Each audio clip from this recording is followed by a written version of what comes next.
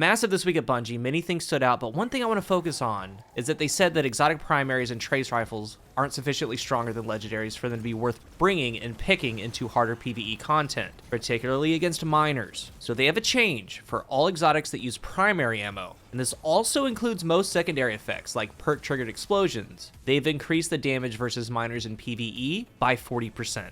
40% is a game changer because one for all sits at 35%, multi-kill clip times 3 sits at 50%. Usually in harder content, you're set up various ways. Maybe champion mod here, an ad clear weapon there, a damage dealer weapon here. But with the ad clear, it is perks like that, one for all, maybe rampage, maybe multi-kill clip. Using your exotic slot on a primary weapon has never really been warranted. Very few weapons like Tikku. Usually that exotic slot, if chosen, is spent on special ammo, Arbalist, maybe a heavy weapon like Gallarhorn. But this change, it's going to make primary exotics definitely worth a slot in some cases, because your other weapons, your big damage dealers, your linear fusion, sniper, rockets, all the others are going to be fine as legendary picks. So I want to talk about 5 weapons, 5 that I'm pretty confident in, regardless of the artifact champion mods that we're going to be getting. After this, I do have a short list on some that may work well, and then also some that will really do well if they're within the artifact. But in no particular order, also, get your catalyst done for these. I first want to start with Dead Man's Tale.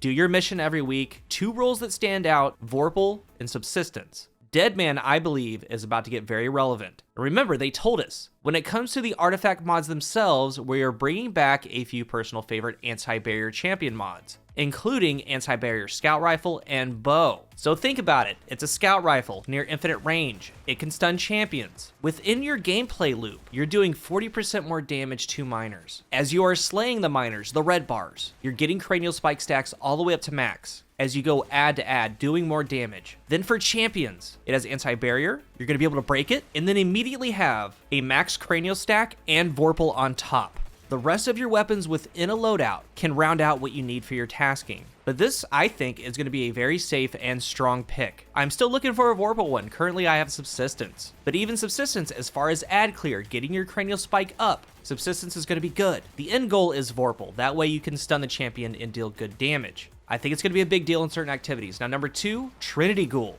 Trinity Ghoul is one of the best ad slayers in the game. It is, but it lacks the damage at higher end activities. They said that the 40% should cross over to most secondary effects, and I really hope that it does when it comes to Trinity Ghoul, because when you get into elemental primary weapons, like Arc Trinity Ghoul, you can add things on like Font of Might when it comes to elemental wells. In a well build, it's going to be doing the new 40% more damage to miners. Adding on Font of Might, it's going to get better. And we also know that bows are going to be getting anti-barrier. Trinity Ghoul could be pretty good.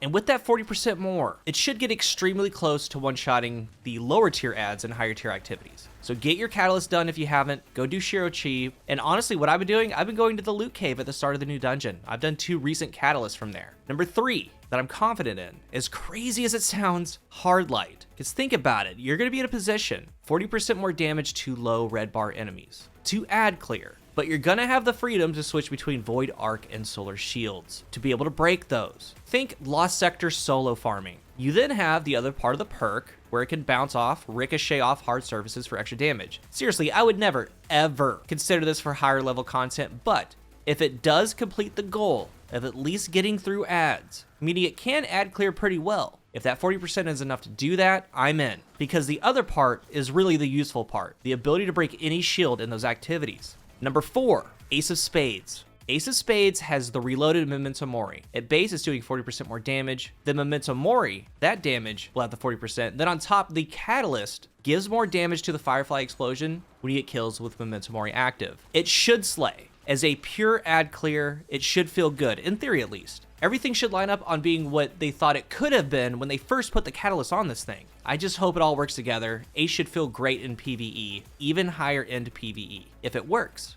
Number 5, Tikkus Divination. It's already used right now for higher tier content, especially when bows have the champion mod. It already can ad clear well, but when you add in it doing more damage with the explosion to an area for the ad clear, and even possibly hitting majors or ultras that are surrounding, it could be good. And it's also going to have anti-barrier. It should be solid. Those I'm pretty sure about. They look good with that buff. There are some that I am hopeful for, and some that might be artifact dependent. This list could change once we know what all artifact weapons are. We do know for sure anti-barrier scout and bow, and then the glaive for unstoppable. But one weapon I am hopeful for is actually Bad Juju. The original super build, ammo comes back after kills, you have String of Curses similar to Rampage, getting more damage up on the adds, and then you're getting super energy. There's a lot to like. If it can hold its own, and it add clears in higher tier content, you're probably gonna have to be at ×3 String of Curses. This could become useful, especially for a fast super like Will of Radiance. Another dark horse is Symmetry. Symmetry is gonna be able to play with anti-barrier, and if you can mow through adds, or at least get close, or if it's mainly by getting the stacks of the Revolution rounds, you can use those to mow, that's gonna chain, it could be good. And also, max stack of those Revolution rounds. Say an anti-barrier bubble comes up, just hold down the fire button at max stacks, it should do okay to break the shield and do pretty good damage. At least if you're within a fire team, you're gonna have sustained damage with those rounds. Same goes for Polaris Lance, that could be good, but I do think that Deadman is gonna be the crazy one, especially with the cranial stacks all the way up with Vorpal. Real quick with hand cannons, because as far as damage, there are a couple that could do well. I do think that Ace fits perfectly with that add clear aspect, but there's also hope for Lumina. It recently got a buff, and if a Well-Lock wants to run the Assembler boots with Lumina in a GM, I think that that could be fine, especially with the damage buff you're going to be getting once you send out those rounds. It might be perfect. Same goes for Hawkmoon and Crimson, but with Crimson, the main thing there is you're able to heal yourself. That does go a long way, but I'm unsure because there's nothing else really on top of that. That's why Ace and Lumina really stick out. It's the other things on top, the more damage that they can give. Sunshot could be good as well. For pure ad clear, don't forget about Graviton Lance.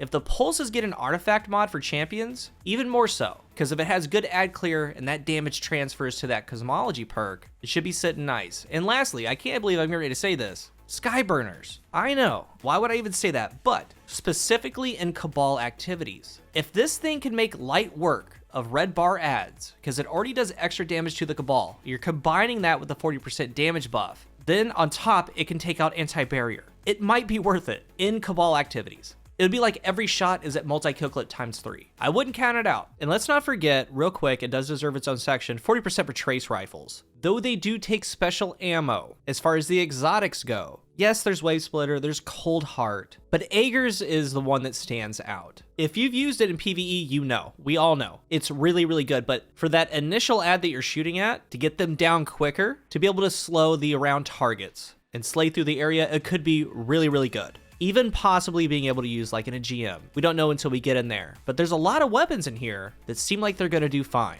I'm very excited for this, and I'm really excited to explore and build into it.